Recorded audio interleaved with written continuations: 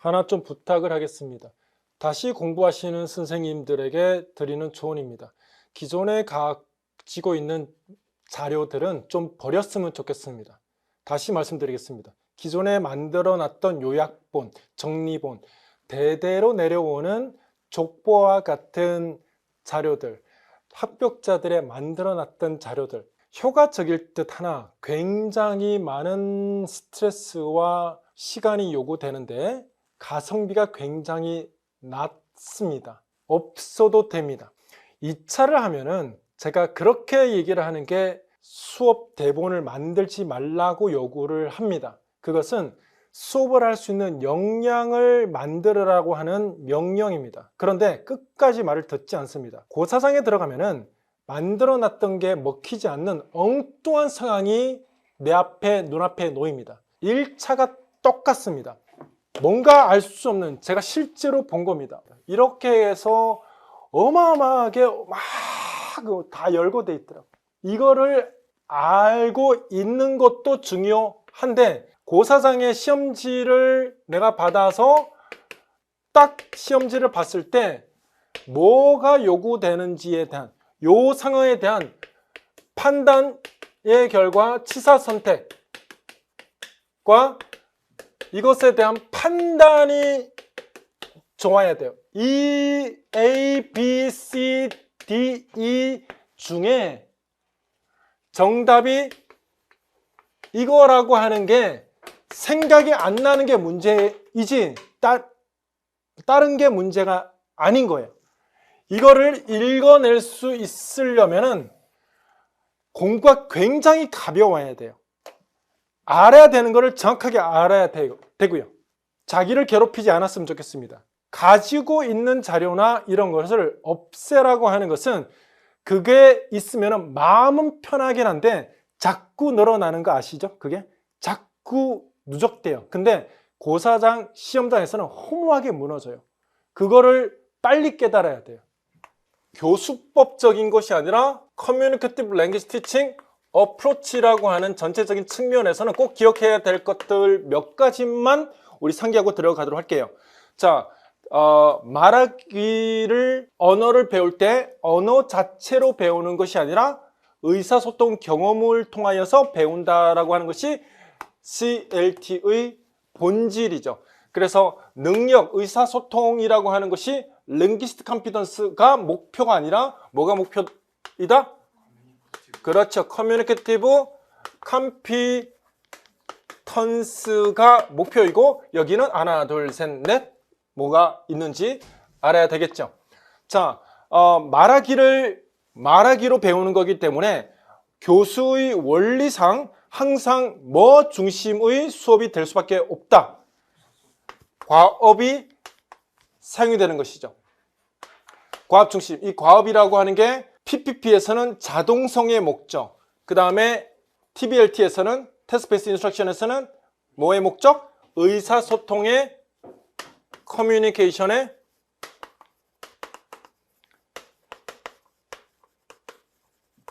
여기에서 나오는 게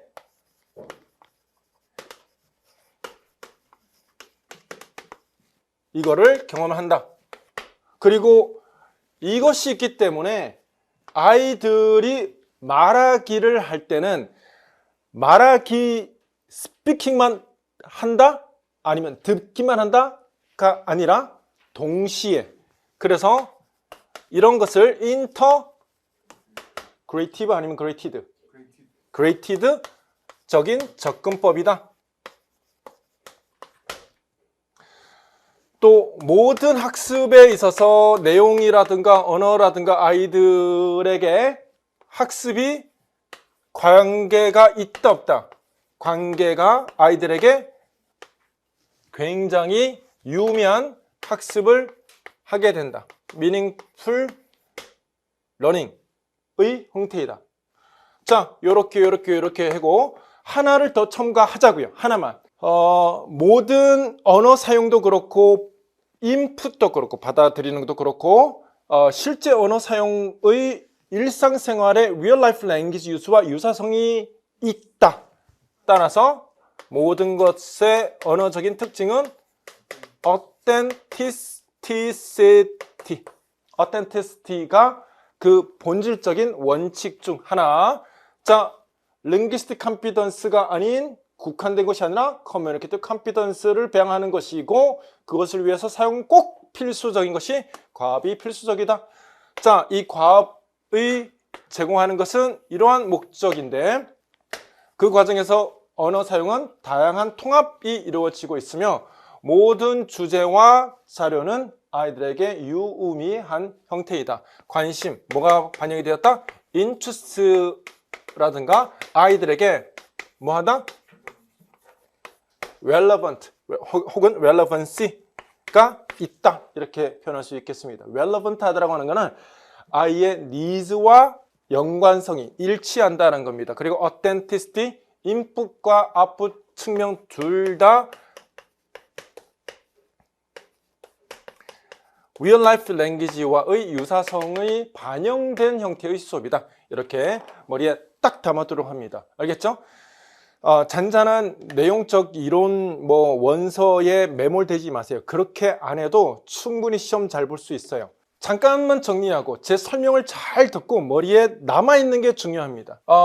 전통적 교수, 트래디셔널한 교수법에서는 여러 가지, 자, 문법, grammar teaching, 그다음 grammar method 있었고, 디렉트 등등등등 있었는데, 청아식 audio lingual method만 중요하다고 말씀을 드렸습니다. 이것이 행동주의다, 구조주의 언어다, 이런 거 다 알아요. 근데 중요한 것은 의미하지 않다라고 하는 것과 랭귀스틱적인 컨피던스에 국한됐다는 것만 알고 있으면 됩니다. 그 다음은 인본주의, 자, 혁신, 이노베이티브한 것들이 있었는데, 여기에 많은 것들이 나왔는데 하나도 필요 없다라고 저는 단언했습니다. 자, 이렇게 해놓고 시험에 나오면은 니 때문에 틀렸다라고 얘기를 할 수는 있으나, 시험이 10문제가 나오는데 이걸 건드리면은 진짜 제가 먼저 욕을 할 거예요. 자, CLL, 그리고 Suggestpedia, 그 다음 Silent Way, 여기 인본주의적 접근 할 필요 없어, 외울 필요 없어. 그 다음에 TPR, 제발 오디오 모토 유닛과 구분해서 하지 마세요. 미치고 환장하겠어.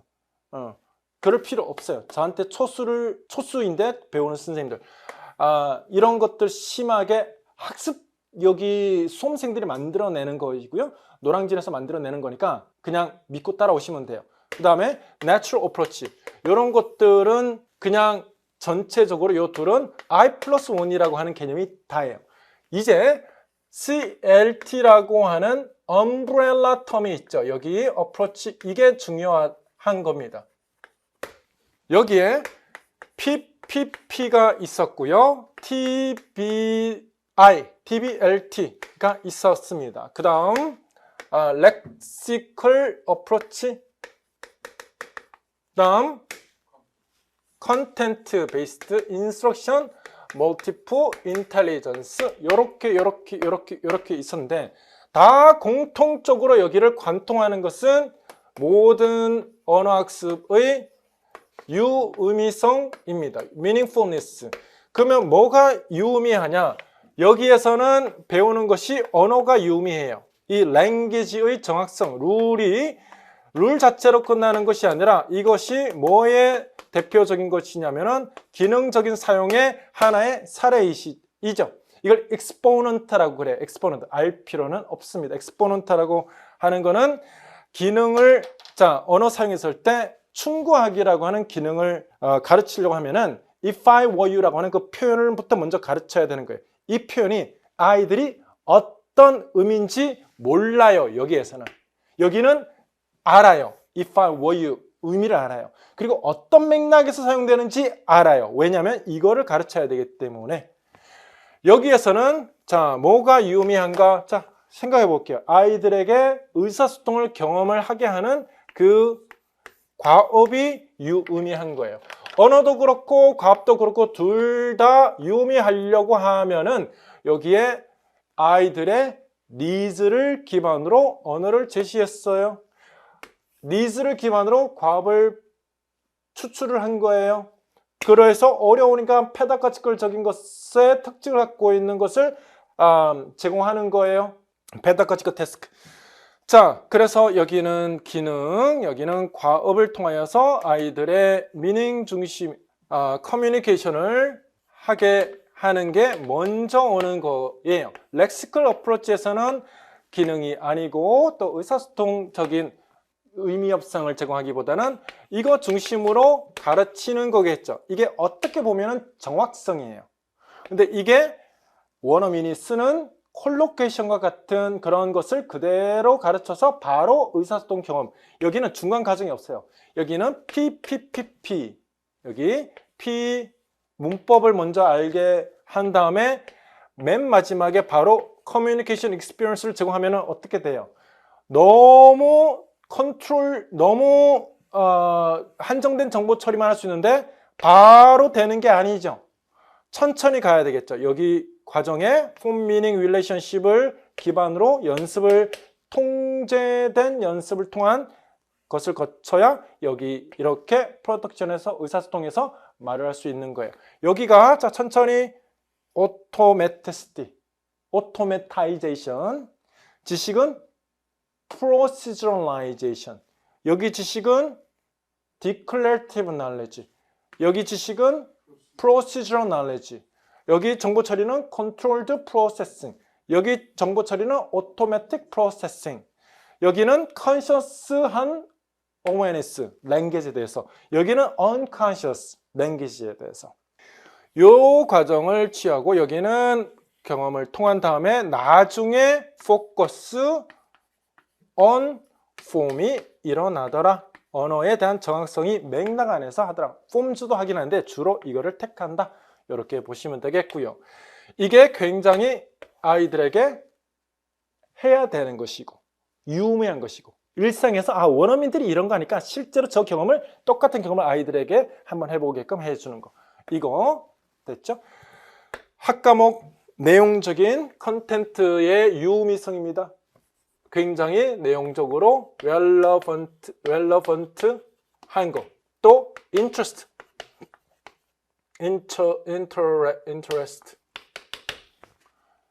뭐 때문에? 전부 다 이 모든 내용물들이 아이들의 니즈를 반영한 것이다. 이게 중요한 것이고요. 멀티플 인텔리전스는 아이들이 뭐가 어떠하다라고 하는 것이 전제된 겁니까? 다르다. 러너의 difference인데 그 초점이